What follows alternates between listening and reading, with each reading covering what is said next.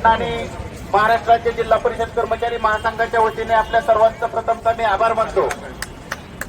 त्या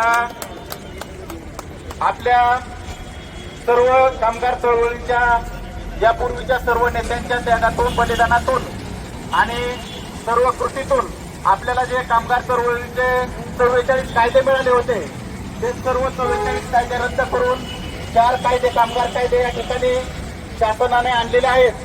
हे कामगार कायदे आपल्या कर्मचारी चळवळीसाठी अतिशय धोकादायक आहेत. या पुढच्या काळात आपल्या कर्मचारी चळवळीला कुठल्याही प्रकारचं आंदोलन करता येणार नाही, निषेध नोंदवता येणार नाही, अशा प्रकारचा या कायद्यामध्ये उल्लेख आहे.